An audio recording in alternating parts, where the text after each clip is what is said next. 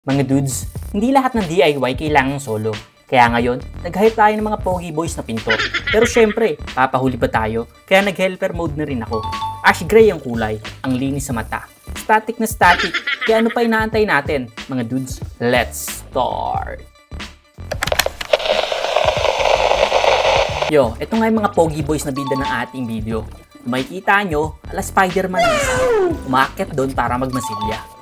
Dito, tumulong ako tanggalin ng mga nakamount na gamit gaya ng mga helmet holder at may kanya-kanya silang toka. Itong nakapula, bumibira sa ceiling, yung medyo may mga dark spot. At yung iba naman ay sa wall, yung iba naman ay taga-masilya.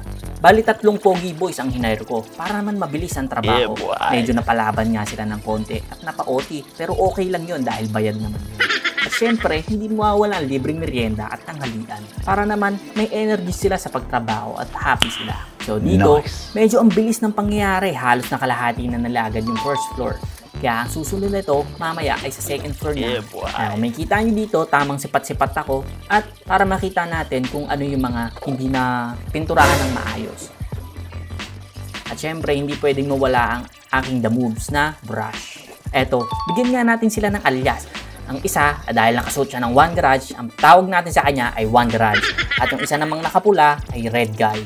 Ang isa namang malupit ay Foreman, na ang dati nating kasama na mag-primer doon sa second floor, na si Tropang Masipag. Kaya tawagin na lang natin siyang Tropang Masipag. Nice. So dito, minamasilyahan ko nga yung mga medyo may siwang at hindi maayos na lapat o hindi pantay. So, ako na ang bumira doon para mamaya lilihain na lang at masama na sa pagpintura.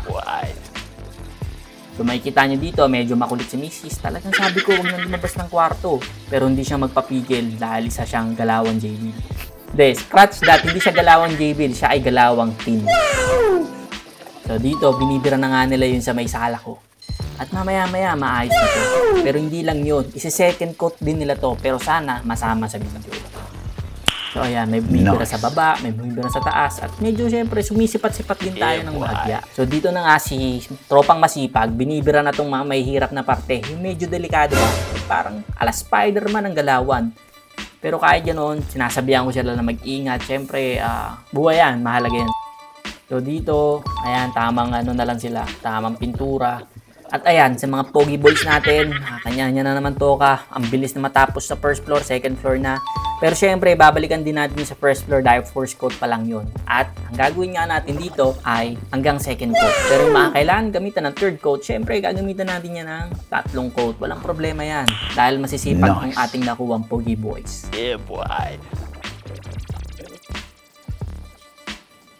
Patapos na sila dito sa tawag dito. Hindi ko alam. Hallway ba yan? Ang liit.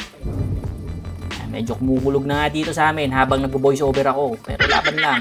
Yung iba bumibira na dun sa sa bodega. Yung iba naman dito sa may closet area. Then ako naman tamang brush lang ng mga singit-singit at gilid-gilid na nagpasan. So dito, sabi ko iakyat na natin yung mga gamit sa kwarto sa rooftop para naman makapagpintura na tayo next dito sa kwarto. Nice. So dito, bira na tayo sa kwarto. Napakabilis lang nito ni One Garage kung bumira. So yan, nakakabilib talaga ang galawan nito ni One Garage. Talagang napakabilis kumilos. At talagang tapat sa trabaho. Kaya kung magpapapintura kayo, just ping me or PM me so I can give you his contact. Kaya ako napapansin niya na parang medyo may problema, talagang hindi siya nag-aatubiling sabihin sa akin at ayusin. At dito, nakatambay lang ako kasama niya. Napagkwentuhan namin, magkabatch pala kami at same kami ng high school na pinuntahan. Kaya medyo nakakaintindihan kami. And yung ibang kakilala namin sa dati namin tinitirahan, ay kakilala rin niya. So natutuwa kami sa mga kwentuhan namin, nare-reminisce kami sa mga kabataan namin. So dito, pumasok na nga yung iba pang pogi boys para mabilis na matapos itong kwarto. So, ang ginawa natin palang technique dito, ang wall lang natin ay ash gray. And yung ceiling natin ay off-white.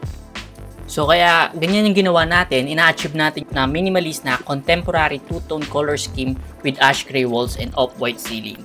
Kaya ganyan yung ginawa natin. At kung makikita nyo, napakaganda ng kinalabasan. Lalo na pag nakita nyo ang aking vlog kung saan ko pinakita yung before and after ng house na to. So, abangan nyo yun, mga dudes. So, dito, nag-ala Spider na nga si One Garage para i-second coat ang ating wall dito sa bandang hagdan. So ito, pumasok na nga tayo sa kwarto ng aking hipag at ginagawa na nga nila ito. So mabilisan lang din to kasi ang bumibira naman dito ay si Red Guy at si Tropang Masipag. Ayan, syempre, hindi mo mawala ang paglilinis pagkatapos gumawa. Kaya sinabihan ko si One Garage na simulan na para tuloy-tuloy na ang trabaho. Pagkatapos dito ay sa baba na lang tayo magsi-second floor. So dito, yung mga napansin ko medyo maninipis, ako na bumira para hindi na sila maistorbo habang binababa nila yung mga gamit galing sa third floor. So dito, nililigpit na nga nila yung mga gamit sa yung mga kalat dito sa bodega. Ang closet, nililinis na rin nila. At napakatapat nga nila, pinupunasan pa nila yung alikabok. So dito, inunahan ko na nga dito sa first floor. Kinakabit ko na yung mga sa cabinet. At nililinis na rin nila ang mga alikabok. Napakabilis sila magtrabaho. Inaabot lang naman kami dito ng alas 9 ng gabi.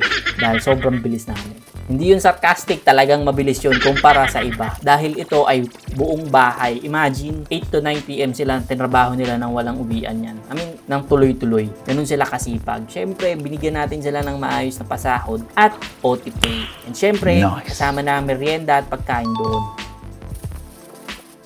Ayan, nag-map na din sila. Kaya sobrang laking tulong ng Pogi Boys sa buhay ko. Kaya kung mapanood nyo to Pogi Boys, maraming salamat sa inyo. Salute, mataas ang respeto ko sa mga Pogi Boys. So hanggang yun lang mga dudes. Thanks for watching. Peace out.